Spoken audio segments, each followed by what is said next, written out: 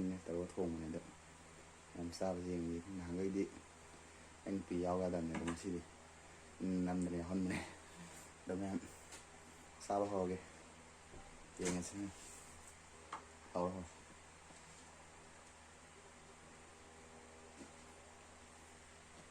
ꯉꯁꯤꯅ ꯃꯍꯤ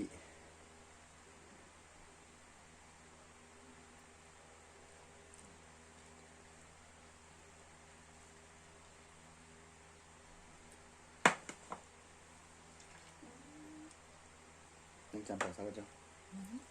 ꯌꯥꯅꯤꯌꯦ ꯍꯧꯔꯣ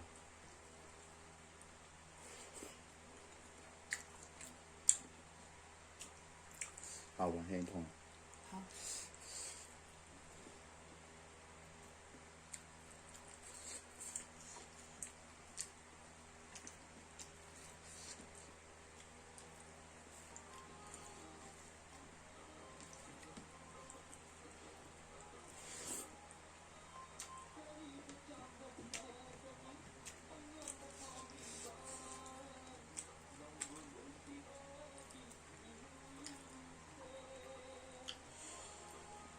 ꯆꯝꯄ꯭ꯔꯥꯁꯤ ꯃꯍꯤꯃꯨꯛ ꯊꯣꯛꯈ꯭ꯔꯦ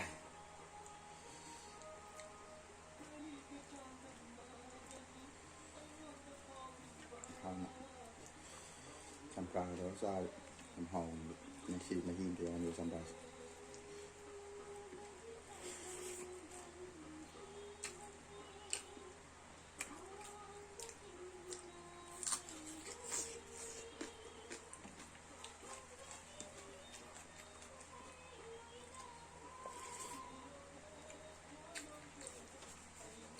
ꯊꯕꯤ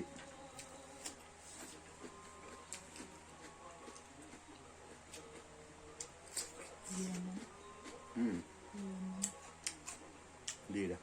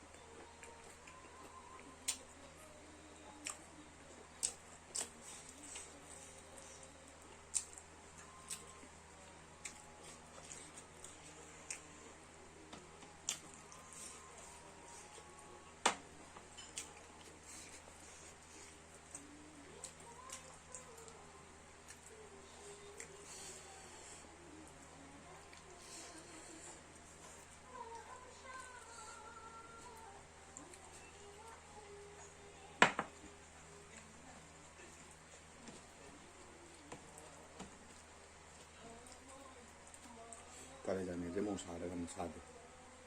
ꯍꯧꯖꯤꯛꯀꯥꯟ ꯑꯃꯨꯛꯁꯤ ꯄꯥꯡ ꯁꯥꯗꯦ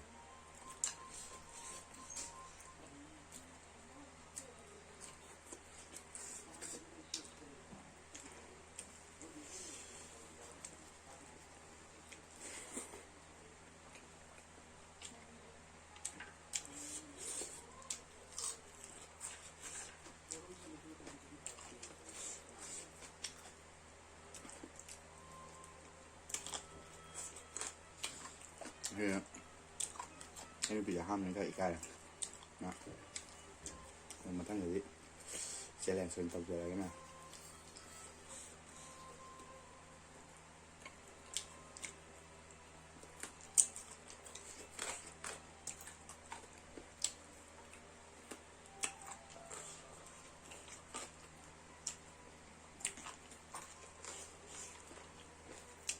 cái chia lên sâu rồi hăng rồi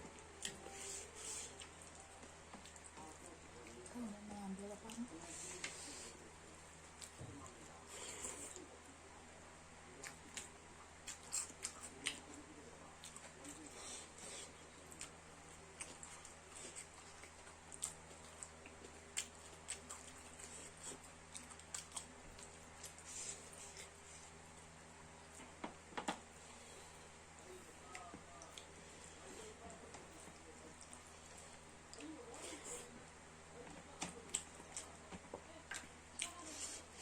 cái mình để biết không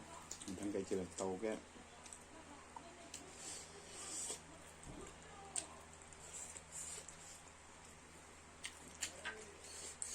ถ้าพี่จะhọc rồi được phải gì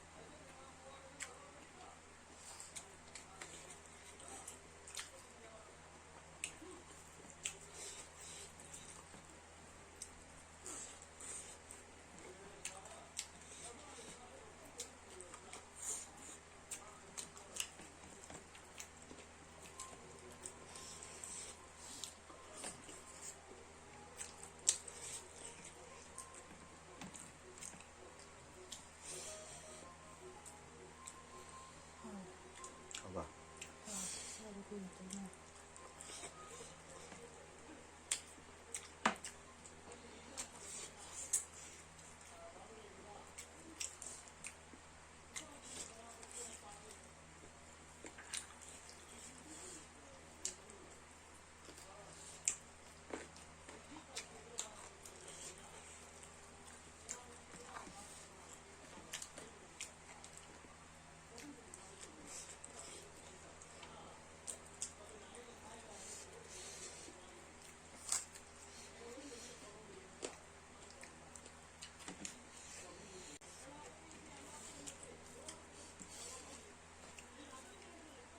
anh giao tập mình này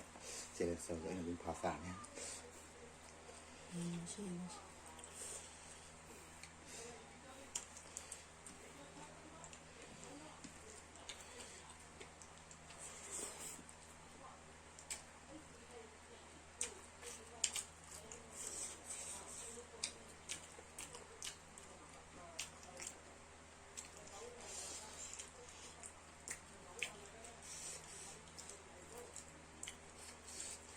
mặc cần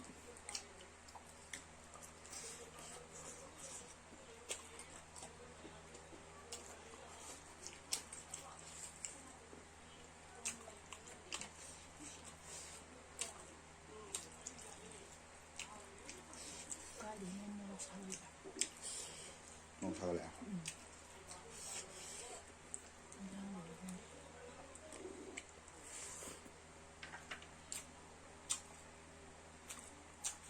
anh em phải tự pha được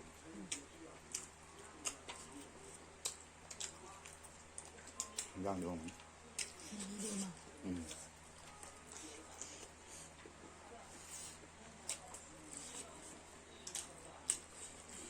chiên thôi chiên thôi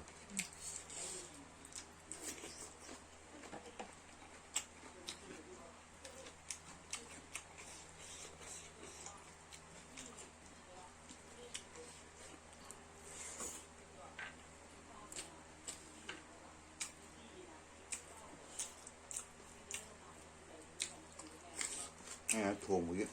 mà tiền năm này rồi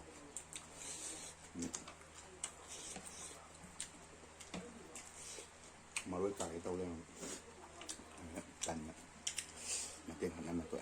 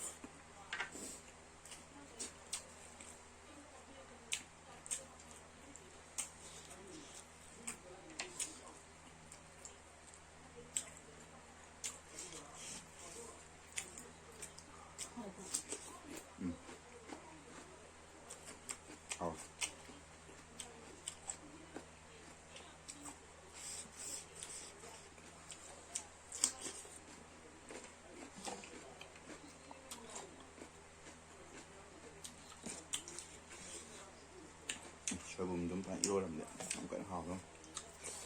이제 까 아이고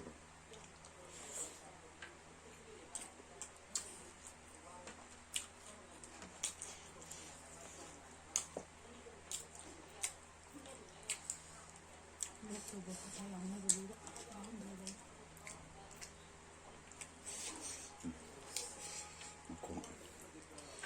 mà không thời gian thì lúc bị hỏi em cho bởi nó không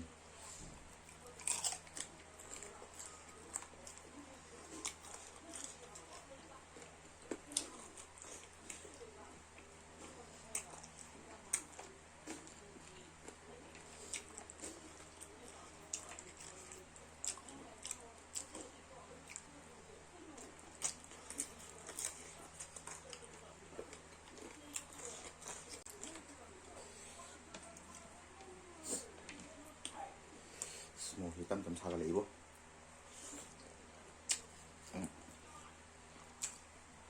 사대하고 좀 사갈래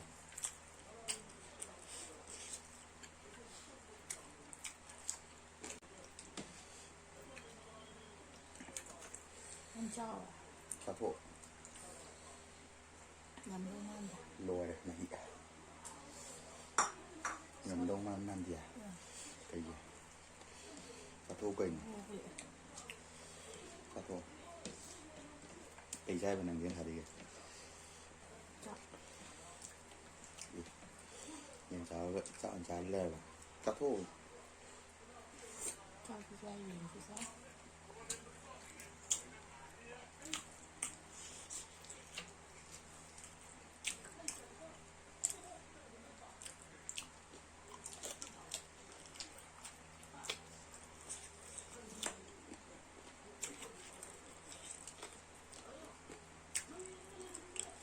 mình mua làm cành mình mua cái làm sao cầu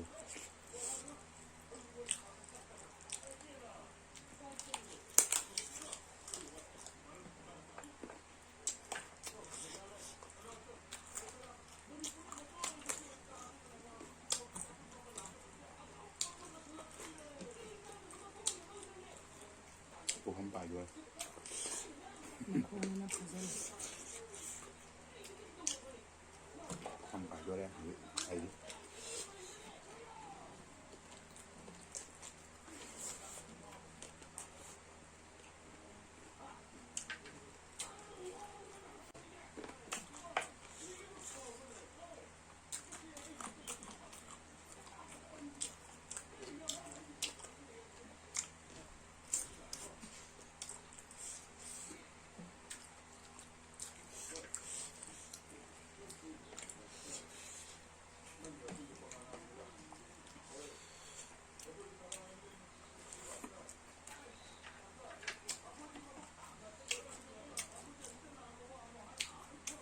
tapi jangan berang lain dia để sao khô lại cháu ơi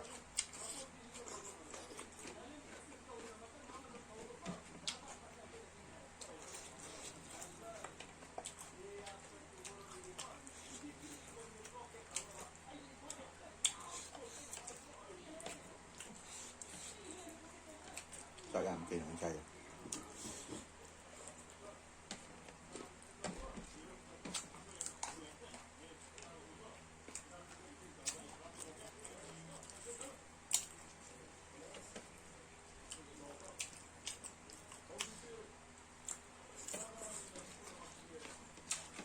mini gì cũng dây cũng dây rồi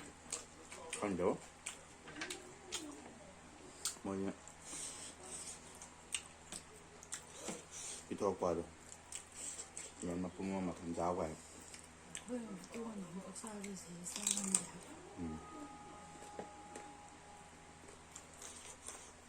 얼마 똥을 잔디야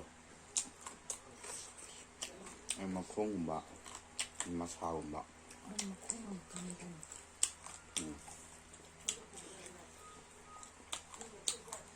처음 콩은 짜서 이거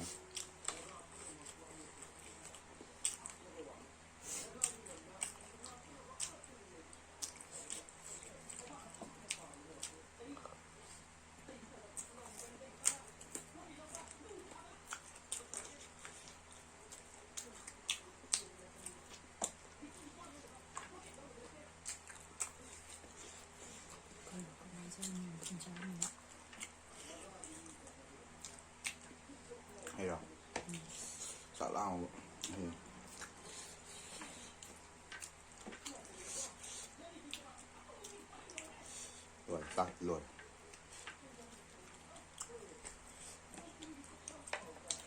เรียนมาคงทำไมมาคงยี่ดินะครับท่วงมันจะหาประตูไอ้แกน้องแม่เดี๋ยวมากไงเงาบัวมันเราประตูเราเข้าชิ้นห้องจ่าย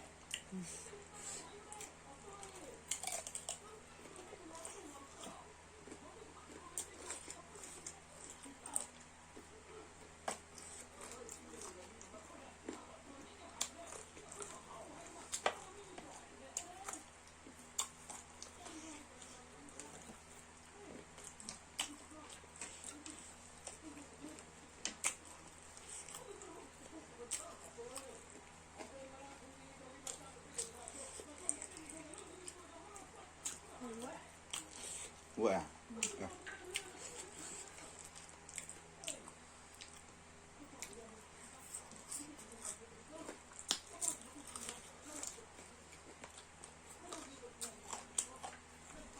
นกชาบอ่ะ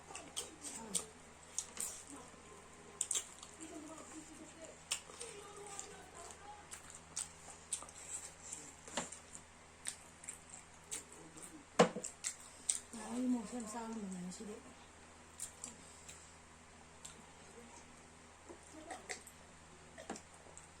เรียนจ้างด่า ฉันพูดถึงเปรี้ยวหรอ อังคตศาสตร์ đúng ạ tay đâyก่อน นะ khi mình chặt rồi một xay rồi tôi chặt phải này chặt rồi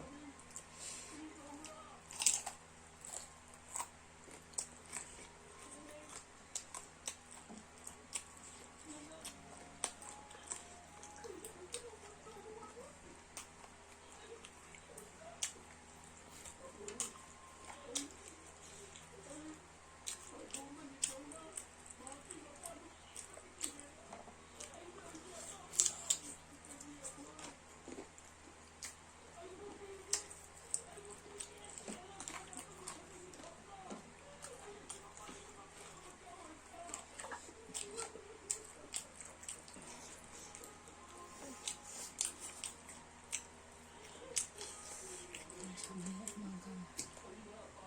มองชา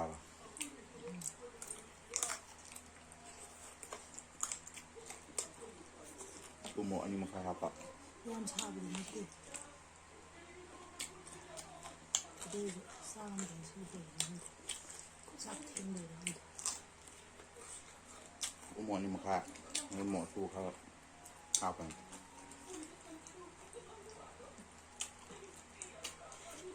ขาต้องมันเดียว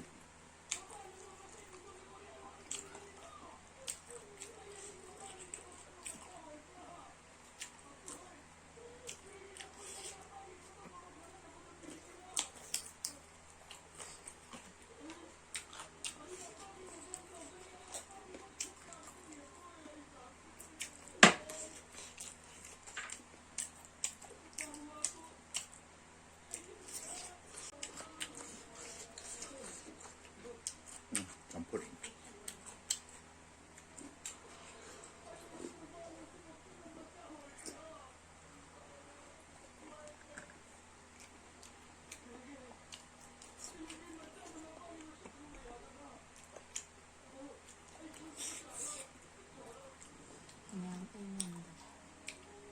แม่มันngâm rồi đó ngon xài đấy mẹ mình sẽ cái video sẽ mà tăng sai lo xin cái mẹ video sẽ bên ngoài video đi mẹ like subscribe share comment tàu video mẹ mình sẽ cái tăng sai lo xin cái bye